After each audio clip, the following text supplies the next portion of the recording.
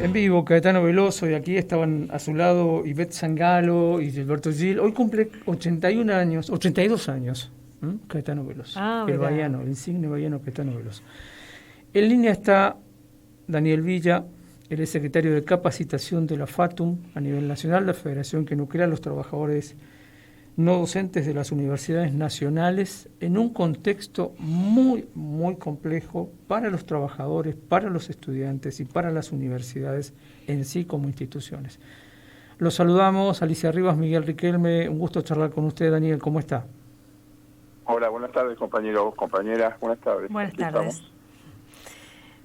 Bueno, qué panorama, ¿no? Porque, digamos, si habláramos de un rol concreto que usted tiene, además de ser el secretario de capacitación de FATUM, usted es paritario, y eso es algo que ha venido ocurriendo poco y mal en los últimos tiempos.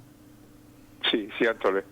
De mis largos años como paritario nacional por la FATUM, yo siempre le digo a los compañeros y compañeras que esta es una situación casi humillante, porque en realidad jugamos a una especie de pantomima de paritaria, donde nos citan como corresponde, como la ley lo establece, que se nos cita a paritarias con antelación, y en realidad lo único que hacemos es ir a escuchar a un funcionario que nos dice cuánto es lo que nos van a dar. No, ni siquiera es una oferta, sino simplemente es una imposición.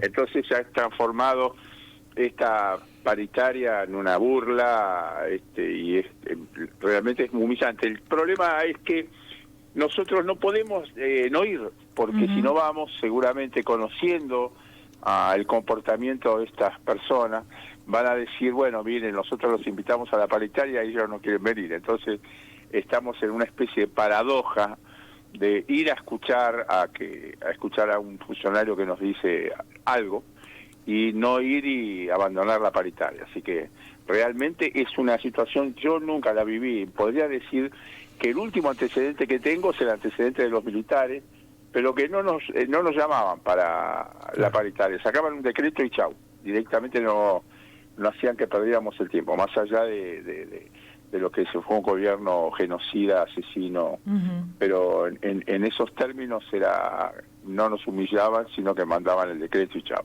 Así que sí, es muy difícil, es muy difícil, es desalentador, desalentador, eso es la verdad. Villa, y la última paritaria, digamos, como para decir cuál fue lo último que aparece ahí como propuesta y qué empuja a esta decisión, además de la medida de fuerza. En realidad, habría que ir un poquito para atrás. Hemos tenido algunas reuniones, inclusive con la ministra Petovelo, donde después de un tira y afloja ella reconoció que nuestro 56, que numéricamente es así, no es una percepción de atraso en los salarios, ella llegó a reconocer el 40, argumentando que parte de ese 56 correspondía al gobierno anterior, que bastante poco improbable, porque el gobierno anterior, si bien no venía haciendo maravillas, no largó el dólar, no devaluó, no largó los precios, nada, pero bueno, ellos de diciembre se hacen cargo de nada prácticamente. Entonces llegamos a un acuerdo del 40%, y en rigor, en la última reunión que tuvimos con la ministra, ella dijo que iba a hacer una oferta para que nosotros recuperáramos ese 40 perdido. Por supuesto, a partir de inclusive se sucedieron algunas reuniones en las cuales estuvimos debatiendo la forma de cobrarlo. Estuvimos haciendo nosotros una propuesta, ellos una contrapropuesta, y habíamos llegado a casi un arreglo. A partir de que llegamos a ese último arreglo, donde era, digamos que, no diría conveniente, pero que era un avance importante, desapareció toda comunicación con el ministerio, y lo único que supimos off the record es que cuando habían ido a Hacienda les había dicho que no, que estaban locos, que nos olvidáramos. Y ahí terminó todo, es decir, toda una serie de un mes y pico de tener idas y venidas y discutir números sin ton ni son, la verdad que no tuvo ningún sentido. Y el último anuncio, el del 7,5%, directamente ni nos citaron. Directamente no nos citaron, no, eso lo mandaron en instructivo a las universidades, derechito. Así que ya, bueno, por otro lado es lo que decía antes yo, ¿para qué nos llama para anunciarnos? Bueno, entonces hicieron prueba de su empirismo y mandaron directamente el instructivo de liquidación que le mandan a a las universidades con el 7,5 sin decir agua va, agua viene. En eso ha generado un descontento absoluto en todos los trabajadores, no los nuestros solamente, los no docentes, sino también los docentes, y a eso se le suma esta capacidad que tienen para irritar en base a mentiras. Sacan un comunicado donde hablan de un 70%, lo comparan con la administración pública, que no tiene ningún sentido, porque yo podría decir, bueno, los aceiteros tuvieron el 300, ¿por qué no lo compararon con los aceiteros? Por un lado, entonces podría decirlo eso, pero además mienten exprofeso, omiten como una manera de mentir, que si bien no es cierto lo de 71, porque esa cifra no da 68 y moneda, pero bueno, está cerca. Pero se olvidan de poner ahí, exprofeso obviamente, que la inflación en ese mismo periodo fue de 126%. Entonces, provocan no invitándonos a la paritaria, haciendo paritarias que son directamente una burla, y encima sacan notas mintiendo o ocultando la verdad, que es otra forma de mentir, es una forma sutil de mentir, de manera de ponernos a la población en contra. Cualquier lector no avisado dice, mire, les aumentaron el 71%, y a los demás les aumentaron solo. Es mentira, es absoluta mentira. Nosotros estamos atrasados un 50%, y esa es la verdad. Entonces, bueno, ya esto fue la gota que colmó el vaso, rebasó, y no había mucha posibilidad de ningún tipo de acuerdo con ellos, porque además ellos directamente desaparecieron. Nosotros habíamos planteado un paro para antes de las vacaciones, pero los estudiantes nos pidieron que estaban justo en semanas de exámenes, semanas de recuperatorios, y que le íbamos a arruinar el cuatrimestre. Nosotros tenemos un frente en el cual están los docentes, los estudiantes y nosotros, y muchas veces hay que consensuar, aunque uno no esté muy de acuerdo, porque un frente es así, hay un montón de, cada uno de nosotros tenemos expectativas distintas y tenemos situaciones distintas y roles distintos. Entonces hubo que consensuar y se dejó para el recomienzo de las clases, bueno, y con este agravante de que la paritaria ni siquiera fue paritaria, sino una comunicación a las universidades, y esa nota, realmente esa nota provocadora, no hizo más que hacer que los ánimos se caldearan. Ayer hubo una reunión del frente, hubo una semana pasada una reunión, nos cuesta ponernos de acuerdo, los docentes tienen 6 sindicatos, 6 federaciones, y a ellos cada uno viene con un planteo, con un mandato diferente. Para nosotros es fácil, porque a nosotros nos mandató el Consejo Directivo que nosotros hagamos lo que entendamos razonable, y nos dan el respaldo el Consejo Directivo. Pero en el caso de los docentes no es lo mismo, y en el caso de los estudiantes es aún diría más complejo, porque ellos si bien tienen la FUA, tienen un montón de agrupaciones distintas. Entonces, bueno, la semana pasada fue muy difícil ponerse de acuerdo, hubo casi un conato de disolución, y bueno, lo salvamos diciendo vamos a un cuarto intermedio hasta el martes, y ayer nos reunimos y definimos un plan de lucha.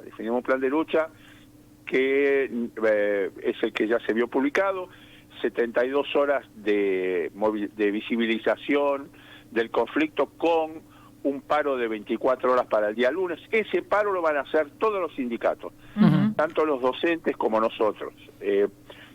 Y para la semana que viene hay otra jornada de movilización, y es un paro de 48 horas para nosotros, yendo hacia una nueva marcha federal, aproximadamente a partir del segundo semestre, la segunda quincena de septiembre. La verdad es que ¿por qué hacemos lo que hacemos?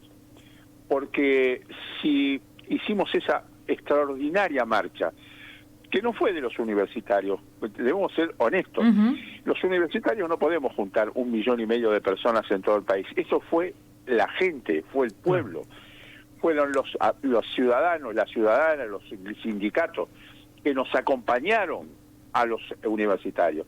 Si con esa marcha no le entró, pero ni la punta de una bala para ser poco académico, porque siguieron igual, no les importó, siguieron con eso de que habían pagado, adelantado los gastos de funcionamiento, que todo el mundo que está en la universidad sabe que es una parte ínfima del presupuesto, y que todo el presupuesto de la universidad, porque la universidad hace eso, da servicios, es en salarios, y eso no lo tocaron.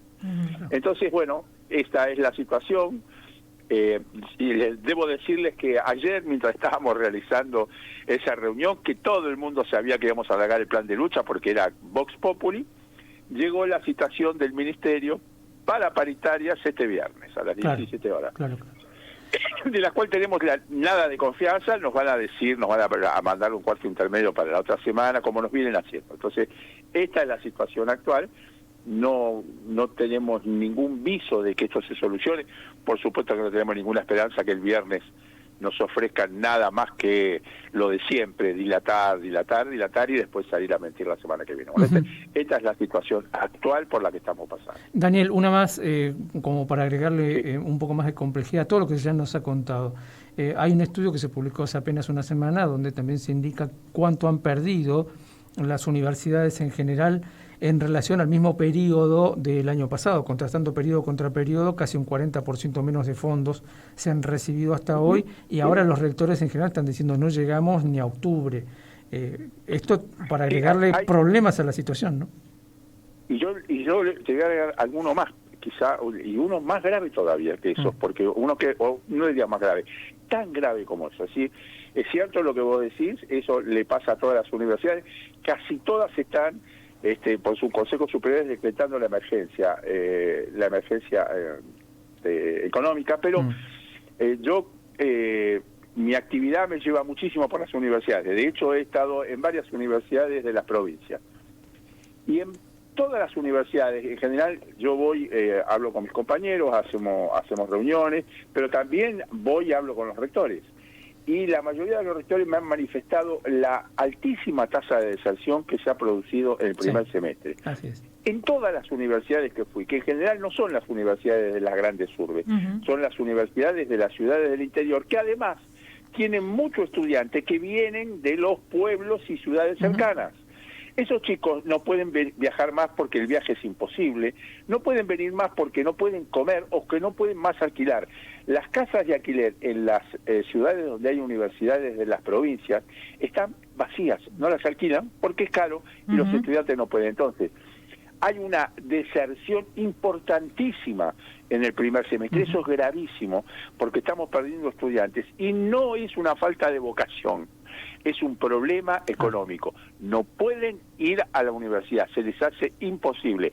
La universidad es no arancelada, pero no es gratuita, es no arancelada, porque hay que pagar el pasaje, porque hay que pagar la comida, porque hay que pagar los apuntes. Y estos además encima se han cortado el único camino más o menos razonable para los estudiantes de muy bajos recursos, que eran las becas Belgrano. Las han dejado morir, las han en algunos lugares no las liquidan, están haciendo realmente un desaguisado. Todo esto configura un panorama que es bastante complejo y difícil en las universidades nacionales. Villa, recién hablábamos con Antonio Roselot, del gremio de la CONADU Histórica, y él también planteaba un poco un panorama así bastante desolador, y aportaba datos del salario docente. Nos decía, hay docentes que están cobrando 300.000 pesos por dar clases. ¿Cómo es el promedio salarial de un trabajador no docente? ¿Hay asimetrías también hay según las zonas? ¿Cómo es la situación? No, primero nosotros tenemos un convenio colectivo donde un compañero o compañera de Tierra del Fuego, bueno, en realidad no, los compañeros por la misma categoría y el mismo trabajo cobran lo mismo. Nosotros no tenemos la complejidad que tienen los docentes, que tienen el tema además de las dedicación simple, semi-exclusiva, exclusiva. Entonces, claro, los salarios tienen una dispersión muy importante. Los nuestros todos tienen 35 horas semanales y todos cobran por el mismo trabajo lo mismo. ¿Cuál es el problema que tenemos nosotros? En el mes de noviembre, ustedes recordarán que nosotros en el acuerdo que hicimos con el gobierno anterior, el último acuerdo que hicimos, mostramos que la categoría 7 no superaba la canasta básica total, que es lo que se llama el umbral de la pobreza, no de la indigencia, de la pobreza. Entonces, en el acta de noviembre, en la paritaria de noviembre, arreglamos lo que se llama garantía salarial, que también la tienen los docentes para sus cargos más bajos en el escalafón. Y arreglamos para la categoría 7 un valor para noviembre y diciembre, y también arreglamos para la 6 que, aunque estaba por arriba de la canasta básica, como nosotros no queremos que esa diferencia del 20% entre cada categoría se vaya desapareciendo de manera que elimine una categoría, entonces la pusimos para la 6, aunque la 6 no estaba por debajo de la línea de pobreza. Hoy no, hace 3 meses ya, hoy casi 4, que las 7, las 6 y las 5 están por debajo de la canasta básica total, es decir, de la línea de pobreza.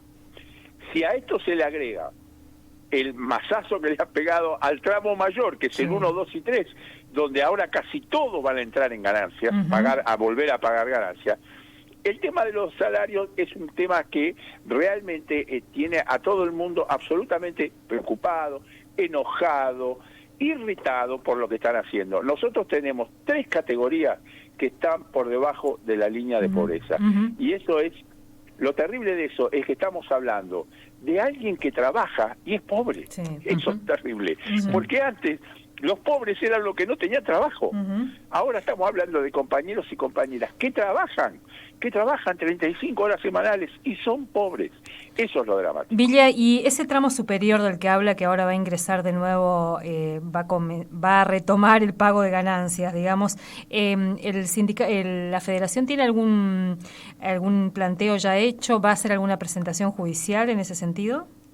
Sí, hemos preparado, la política de la Federación va a ser que cada uno de los sindicatos locales, cada uno de los sindicatos en su ciudad presente un reclamo. El reclamo va a ser va a ser igual para todo el país, ¿sí? Pero que le vamos a hacer en 2 instancias, que cada uno lo presente en su jurisdicción, y además la FATUN lo va a presentar en Buenos Aires en la jurisdicción nacional, de manera de establecer un doble juego de presión. ¿Por qué hicimos así? Porque en muchas ciudades del interior hay jueces que tienen cierta sensibilidad social y tienen claramente en cuenta el problema de los universitarios. Pero entonces, eso sería una forma de presión. Si un juez en San Salvador de Jujuy dicta una cautelar, para nosotros es un buen antecedente. Claro. ¿Sí? Ya ha habido, por ejemplo, hoy comentábamos que en Neuquén, el sindicato ATEN, el sindicato de trabajadores de la educación, no universitario, de los trabajadores de la educación de Neuquén, consiguieron una cautelar de un juez que le firmó una cautelar por el tema de ganancias. Entonces, por supuesto que los compañeros de Neuquén se van a prender inmediatamente atrás de eso. Y nosotros vamos a hacer una presentación a nivel nacional, es decir, vamos a ir directamente a los juzgados federales. Esta es la política que vamos a hacer, porque creemos que esto además es vergonzoso que hayan votado eso hace 5 meses y que hoy digan que eso ya no existe. Eso, pero sin embargo sí no tuvieron ningún empacho en bajarle el impuesto a los bienes personales, a las grandes riquezas. Eso, no tuvieron ningún empacho en eso. Encima, con nosotros sí, se pusieron en el prurito de que hay que volver a ganancias. Así que sí, esa es la política que vamos a hacer nosotros por el tema de ganancias. Daniel, le agradecemos enormemente la amabilidad que siempre tiene de atendernos. Por favor, compañeros, ustedes lo merecen. Hasta luego. Un abrazo. Daniel Villa, secretario de Capacitación de la Humillante, dijo. Humillante. Las paritarias. Sí. Sí, porque es la misma actitud y el método de la dictadura, solo que además te invitan a una reunión donde no te escuchan. Sí. Realmente sí, humillante, esa es la palabra. Así que bueno, un dato ahí también sobre, porque en nuestra provincia, además hay que decirlo, se percibe zona, entonces hay todo un tramo que va a comenzar a ser de nuevo, a caer en el impuesto a las ganancias o el impuesto al salario, y esa otra brecha, ¿no? Un gran sector que ahora está por debajo de la línea de pobreza. Claro, la mitad paga ganancias y la mitad son pobres. Y ahí el dato que habría que dar es que, además, en esta coyuntura que se perdió salario, el piso de ganancias es ínfimo también, Claro, porque digamos, una pérdida bestial, al no actualizar el piso de ganancias, lo paga casi todo el que gana algo. Necesitas 1.300.000 pesos para llegar a una canasta básica y ahí sin contar alquiler, sin contar que a veces tenés a cargo familiares y demás, y 1.800.000 y ya entras a tributar ganancias. Así que sos de indigente a millonario, sos sin escalas. Para el gobierno de Milei. Nos vamos, Miguel, ¿no? Sí, nos tenemos que ir. Uno que se fue, Javier Milei, se va mañana. Por primera vez va a visitar